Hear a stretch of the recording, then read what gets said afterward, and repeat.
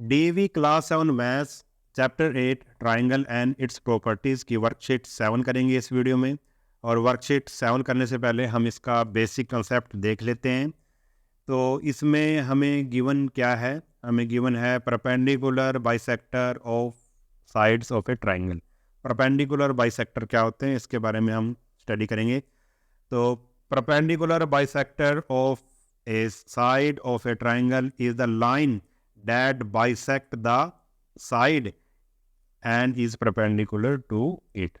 तो perpendicular bisector क्या होता है किसी ट्राइंगल का? मान लो ये एक ऐसे ट्राइंगल है, तो परपेंडिकुलर बाइसेक्टर क्या होता है? मान लो ये ए बी सी एक ट्राइंगल है। परपेंडिकुलर बाइसेक्टर क्या होता है कि मान लो ये साइड बी सी है, इसको ये क्या करेगी? Triangle is the line that bisect the side, जो साइड को क्या कर देगी? बाइसेक्ट कर देगी, आधा आधा कर देगी।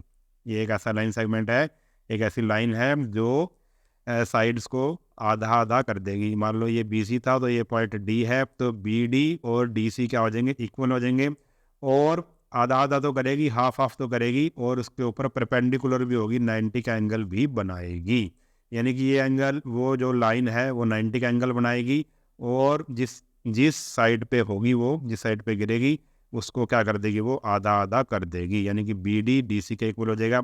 इसी तरह से इसको भी अगर परपेंडिकुलर इस पे बाइसेक्टर गिरता है तो इसको भी ये आधा आधा कर देगा, और थर्ड साइड को भी आधा आधा कर देगा। ठीक है, यानी कि एक ट्राइंगल के हम 3 परपेंडिकुलर बाइसेक्टर बना सकते हैं।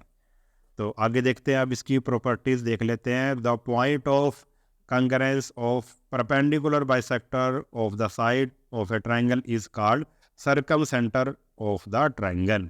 और जहाँ पे किसी ट्राइंगल के मान लो तीनों जो है परपेंडिकुलर बाइसेक्ट मीट करते हैं, मिलते हैं जिस पॉइंट पे, उस पॉइंट को क्या बोलेंगे? हम सर्कम सेंटर बोलेंगे। क्या बोलेंगे?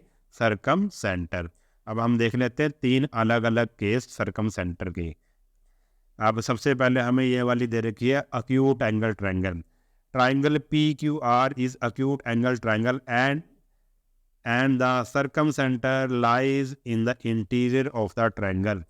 कहने का मतलब ये है, अगर कोई अक्यूट एंगल ट्राइंगल है, अगर हम उसके 3 परपेंडिकुलर बाइसेक्टर ड्रॉ करते हैं तीनों साइड्स के, तो वो कहाँ पे मीट करेंगे? एक पॉइंट पे मीट करेंगे, और वो ट्राइंगल के अंदर मीट करेंगे, इंटीरियर ऑफ द ट्राइंगल। ठीक है, इंटीरियर ऑफ द ट्राइंगल। देखो ये वाला फिगर है, पी क्यू आर हमारे पास एक ट्राइंगल है, इसके तीनों परपेंडिकुलर बाइसेक्टर पॉइंट सी पे मीट कर रहे हैं, यानी कि ट्राइंगल के अंदर इंटीरियर पार्ट में मीट कर रहे हैं। तो एक्यूट एंगल का कहाँ पे होता है? इंटीरियर में होता है, सर्कम सेंटर। ठीक। अब दूसरा केस है हमारे पास, अगर कोई राइट एंगल ट्राइंगल हो तो circum centre is at the mid point of the hypotenuse. तो एक राइट एंगल ट्राइंगल है, ये दे रखी है, तो सर्कम सेंटर कहाँ पे होगा? तीनों साइड जो परपेंडिकुलर बाइसेक्टर है वो कहाँ पर मिलेंगे?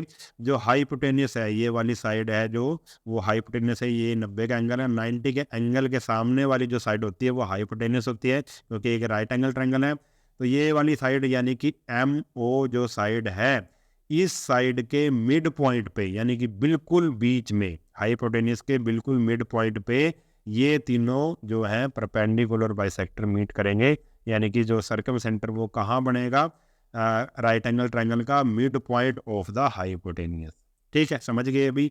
अब तीसरा केस है, if triangle X Y Z obtuse angle triangle हो, अगर ये ऑब्ट्यूस एंगल ट्राइंगल दे रखी है एक्स वाई जेड, तो कहाँ पे बनेगा? तो सर्कम सेंटर जो होगा, यानी कि जो तीनों परपेंडिकुलर बाइसेक्टर है वो कहाँ मीट करेंगे? Exterior of the triangle, triangle के बाहर वो मीट करेंगे। ठीक है, ट्राइंगल के अंदर नहीं, बाहर मीट करेंगे इस पॉइंट पे।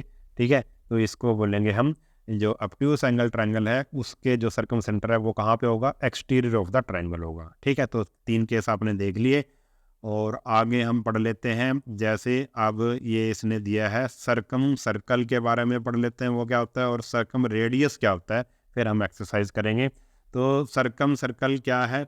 सर्कम सर्कल क्या है? जो हमने मान लो ये ट्राइंगल थी हमारे पास, पी क्यू आर, तीनों परपेंडिकुलर बाइसेक्टर हमने ड्रॉ किए इसके, और ये पॉइंट सी पे मिल रहे हैं। तीन परपेंडिकुलर बाइसेक्टर कहाँ पे मिल रहे हैं? पॉइंट सी पर मिल रहे हैं। तो फिर हमने क्या किया, जो पॉइंट सी है, पॉइंट सी को अगर हम पी से मिलाते हैं, मिला दिया से, और पॉइंट सी को क्यू से मिलाते हैं, मिला दिया, और पॉइंट सी को आर से मिलाते हैं, मिला दिया, यानी कि ये डिस्टेंस क्या होगा? इक्वल होगा। जो सर्कल सेंटर का जो डिस्टेंस है वो तीनों वर्टेक्स से, वर्टेक्स पी, वर्टेक्स आर और वर्टेक्स क्यू, तीनों से क्या होगा? ये सेम होगा, इक्वी डिस्टेंट होगा। इक्वी डिस्टेंस का मतलब सेम डिस्टेंस होगा, ठीक है। और अगर हम इतना ही वो लेके, इतना रेडियस लेके, यानी कि आपको सी पी रेडियस ले लो या सी क्यू ले लो या सी आर ले लो, क्योंकि ये तीनों इक्वल, इतना रेडियस लेके अगर हम एक सर्कल ड्रॉ करते हैं, अगर एक इतना सर्कल ड्रॉ करते हैं, तो ये जो सर्कल ड्रॉ करेंगे ये तीनों पॉइंट को टच करता हुआ जाएगा बाहर से। पी पॉइंट पे भी टच करता हुआ जाएगा, क्यू पॉइंट पे भी टच करता हुआ जाएगा, और आर पॉइंट पे भी टच करता हुआ जाएगा। और ये जो सर्कल बना है, जो ट्राइंगल के बाहर जो इसको छूता हुआ जा रहा है, सर्कल बना है, उसको this circle is called circum circle. इसको सर्कल को क्या बोलेंगे? सरकम सर्कल बोलेंगे।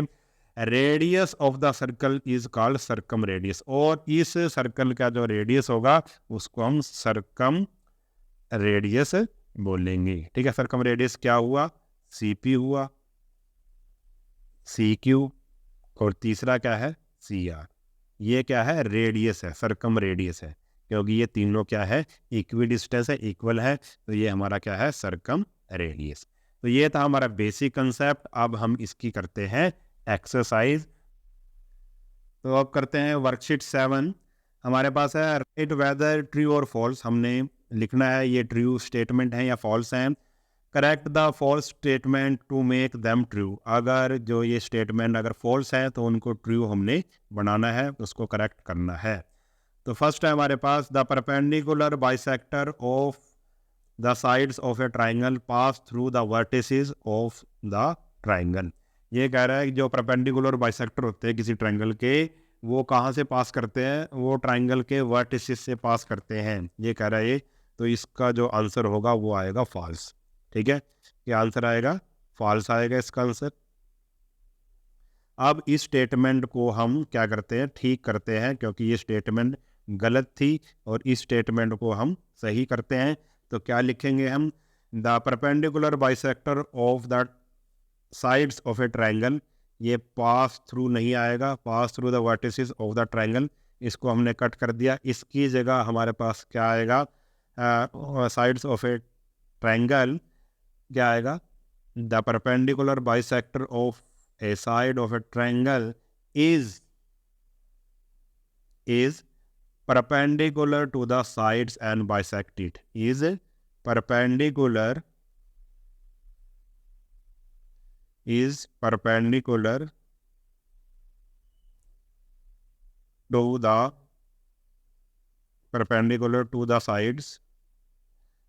to the sides and bisects it.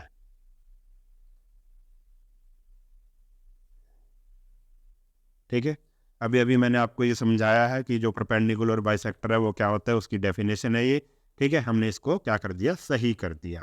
Next है हमारे पास, the perpendicular bisector of sides of a triangle are concurrent.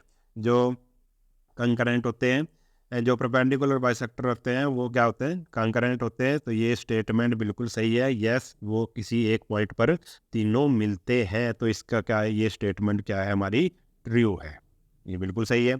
अब थर्ड स्टेटमेंट देखते हैं, the circum centre of a triangle is equi distance from the sides of the triangle.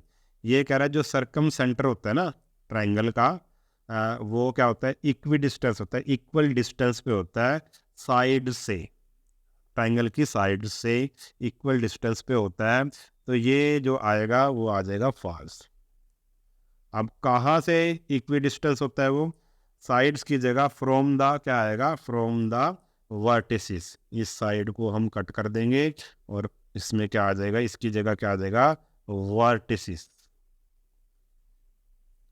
जो triangle के vertices से वो इक्वल डिस्टेंस पे होता है, ठीक है, सर्कम सेंटर। स्टेटमेंट को भी हमने सही कर दिया।